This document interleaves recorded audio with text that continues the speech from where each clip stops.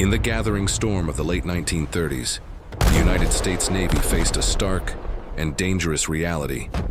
A new era of naval warfare was dawning, and its existing fleet, the foundation of its national defense, was fundamentally unprepared.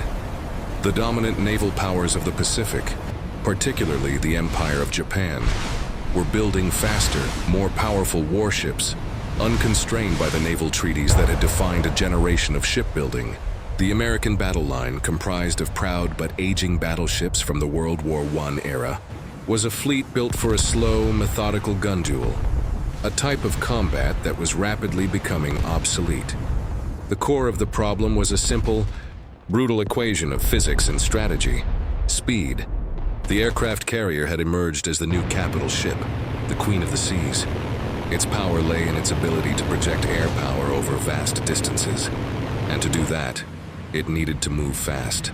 The existing American battleships, with top speeds barely exceeding 21 knots, were simply too slow to keep up with the 30-knot carrier task forces.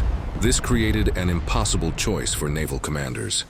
Either slow down the entire fleet to protect the carriers, making everyone a larger, easier target, or let the carriers race ahead, leaving them dangerously exposed without the heavy armor and anti-aircraft firepower of a battleship escort. The surprise attack on Pearl Harbor didn't just cripple the Pacific Fleet, it shattered the old doctrines. The age of the battleship as the primary arbiter of naval power was over, proven in a single morning of fire and death. The war that followed would be a carrier war, a brutal, high-speed chess match played out across millions of square miles of open ocean. This new reality introduced a new, terrifying threat: the overwhelming power of aerial attack. And as the war intensified, this threat evolved into its most desperate and terrifying form: the kamikaze. Now, the vulnerability of the thin-skinned aircraft carriers was not a theoretical problem. It was a matter of daily bloody survival. The fleet was under constant suicidal assault from the air. It needed a guardian. It needed a ship that was not only fast enough to keep pace with the carriers, but also tough enough to absorb incredible punishment and bristling with enough anti-aircraft guns to create a literal wall of steel around the fleet's most valuable assets. The slow old battleships couldn't do it. The lighter cruisers and destroyers, while fast, lacked the resilience and firepower. The Navy was facing a crisis of capability at the height of the largest naval war in history. It needed a new kind of titan, a constant guardian. The solution was already being forged in the heart of America's shipyards. It was the Iowa class, the ultimate expression of battleship technology, a class of warship that finally broke the compromises of the past. They were designed for one overriding purpose: to be the perfect blend of speed, armor, and firepower. And the fourth and final ship of this legendary class to be completed during the war was the USS Wisconsin, BB-64, named for the Badger State and affectionately known as Whiskey. The Wisconsin was an engineering marvel. Her power plant, a symphony of steel and steam, generated a colossal 212,000 horsepower, giving her a top speed of over 33 knots. She was not just fast for a battleship.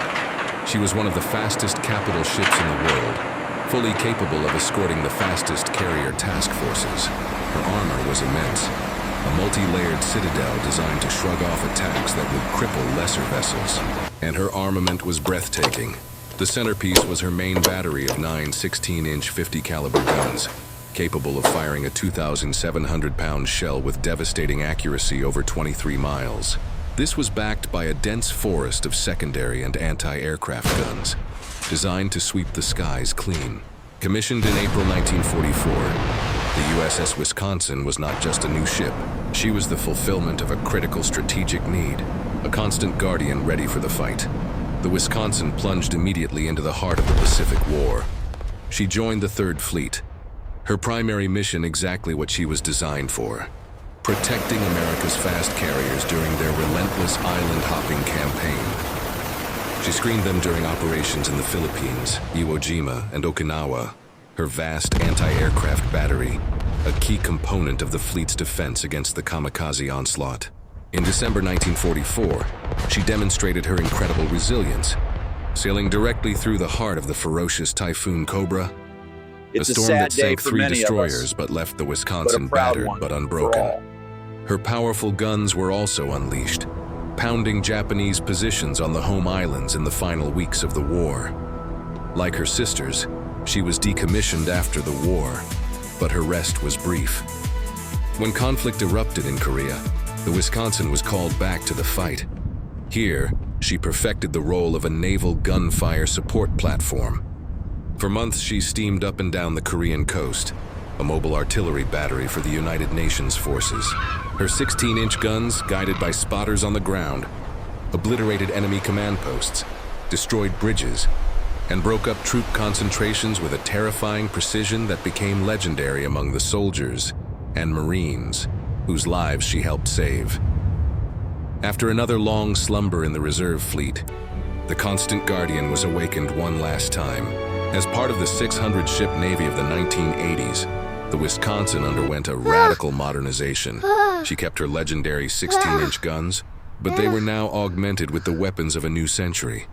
32 Tomahawk cruise missiles in armored box launchers, 16 Harpoon anti-ship missiles, and 4 Phalanx close-in weapon systems. She was a battleship reborn, a unique hybrid of raw power and modern precision. Her final call to arms came in 1991, during Operation Desert Storm. The Wisconsin steamed into the Persian Gulf and demonstrated her enduring relevance in spectacular fashion. She became a primary Tomahawk launch platform, firing precision strikes deep into Iraq. And once again, her 16-inch guns were brought to bear, pounding Iraqi targets with overwhelming force. It was here that the Wisconsin wrote one of the most unique chapters in modern naval history. While observing for a shore bombardment mission, her Pioneer Unmanned Aerial Vehicle, or drone, was fired upon by Iraqi troops on Failaka Island. The Wisconsin responded to the provocation with a devastating salvo from her main battery. A short time later, seeing the drone return, the Iraqi soldiers realized the futility of their position and surrendered to the drone. It marked the first time in history that military forces had surrendered to an unmanned aerial vehicle. The last Titan had once again adapted, using the eyes of the 21st century to aim the guns of the 20th. After her final decommissioning in 1991, having earned battle stars in 3 major American conflicts, World War II, Korea, and the Gulf War, the USS Wisconsin embarked on her final mission to serve as a permanent inspiration. Today, she rests in Norfolk, Virginia, the heart of the U.S. Navy's Atlantic Fleet. She is not just a museum. She is a living part of the naval community, a powerful, tangible link between the sailors of the past and the sailors of today who pass by her every day. To walk her decks is to trace the history of the modern U.S. Navy. She is a monument to the industrial might that built her, a testament to the engineering that allowed her to be reborn, and a memorial to the thousands of sailors who served aboard her across a half-century of service. She is the quiet professional, the constant guardian who is always there when needed. From the shores of Okinawa to the sands of Kuwait, the USS Wisconsin is more than just a ship. She is a symbol of enduring readiness and unwavering resolve. She is a testament to the principle that a well-designed, powerful asset can adapt